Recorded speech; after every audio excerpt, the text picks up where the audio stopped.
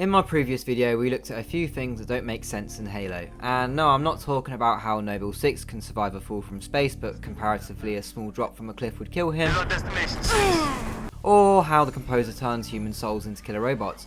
No, I'm talking about things like this.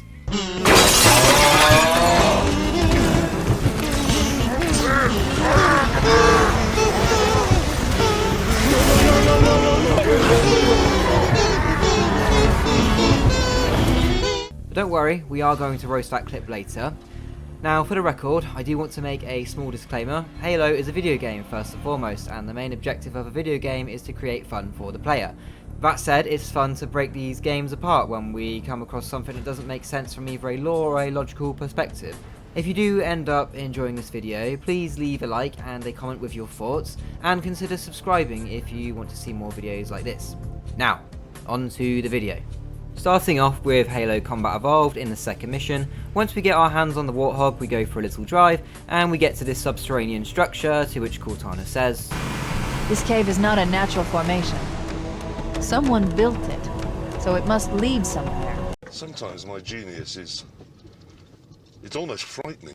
Cortana is the most intelligent artificial intelligence ever created by humanity, and yet she's failing to realise that the underground cave before us is not even a cave.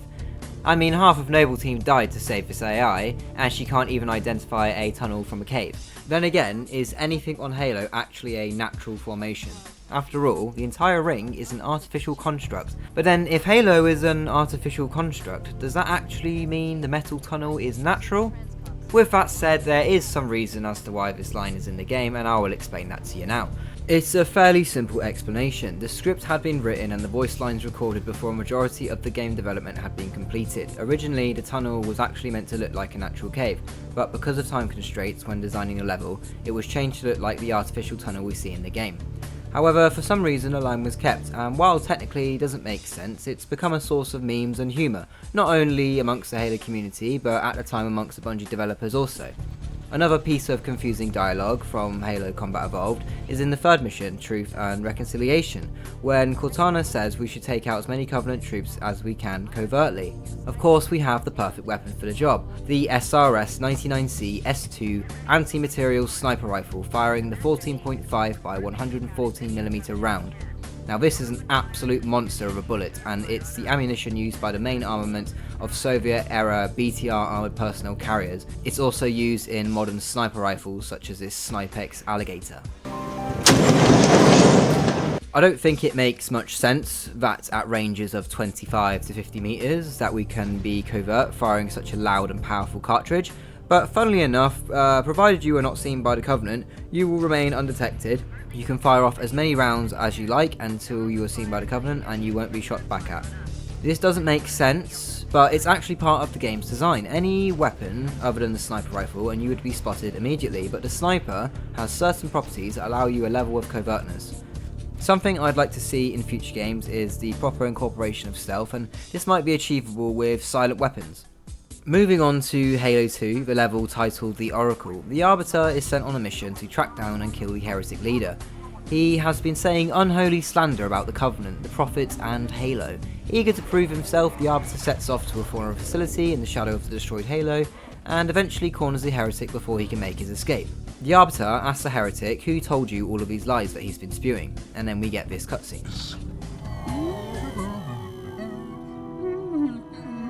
The Oracle. Hello, I am 343 Guilty Spark. I am the monitor of Installation 04.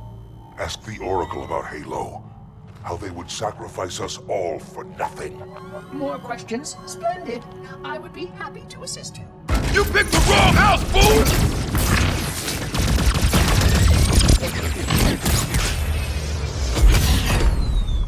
The Arbiter, as we know, is fairly reasonable, and he appears to be at least willing to listen to what his enemies have to say before opening fire. At this point, he's still faithful to the Covenant and worships anything foreigner. The Heretic tells him, listen to 343 Guilty Spark, who begins to tell him about the Halo's purpose, but just before Spark is about to do so, the Heretic leader opens fire on the Arbiter. Now, if there was ever a chance to turn the Arbiter to your side, it was then, and he only would have had to have waited a few moments longer. Of course, he may not have been converted, but surely as an honourable Sangheili, you would at least give the Arbiter a moment to hear the truth before fighting him in a duel to the death. Of course, the Arbiter would later learn the truth of Halo, and does so while witnessing the slaughter of his own people. On the whole, I'd say Halo 2 has the best narrative of the entire franchise, and the Arbiter's journey is a major part of the story, but there is no doubt the Heretic jumped the gun when he should have just let the Arbiter listen to Spark. Perhaps at this point the Arbiter could have tried to convince the Heretic that if he came with him, he may be given a fair trial before the Council, where what he has learned may exempt him from his past crimes, or at the very least be given a quick and painless death. Of which the Heretic would of course refuse this offer, and the mission would play out the same as it does. On to Halo 3, we are once again taking a look at the level The Covenant, and I had a fair bit to say about this mission in my previous video. For those of you that view my words as heresy, you will be pleased that in this entire video, I have only one thing to say about Halo 3. In the level The Covenant, after deactivating the third tower, we make our way to the Citadel, which lies in a snowy basin. After a short battle in a Scorpion, we jump in a Hornet. Then suddenly, 2 Scarab Walkers show up dropping down from the sky. But hang on a second. Did these Scarabs come from space? But in the last mission, the Sangheili shipmaster told us that Truth's fleet lies in ruin. Not bad, Spartan. I saw that explosion from orbit. Truth's fleet lies in ruin. Find where the liar hides, so I may place my boot between his gums. If the fleet lies in ruins, then which ship was still active? There's no mention of any more Covenant ships after the level of the Ark, so where did these Scarabs come from? We know the Scarabs are good at climbing, but we don't see them come over the mountain or climb up the cliff. If you look up, you won't see a ship deploying them either. While it's never explained in-game, or to my knowledge it's not explained in any book either, we can make a few theories. One thing to note is that the Shadow of Intent was taking part in the ground assault, and was close to the Citadel at the time of the Scarabs arriving, meaning it wasn't in orbit to monitor for any of Truth's ships. This means that there may have been one ship that escaped the fleet's destruction, or another possibility is the Scarabs were deployed from the Key ship, which is strangely absent from the game after it travels through the Ark portal. So, moving on to Halo 5, during the second mission titled Blue Team. Blue Team makes their first ever in-game debut here. These legendary Spartans were Chief's closest friends and allies for much of the Covenant War. Their mission is to take back Argent Moon from the Covenant and return it to Oni. The Spartans go full thrust into EVA mode, weaving and dodging asteroids, and eventually smash their way through a window where this happens. Huh?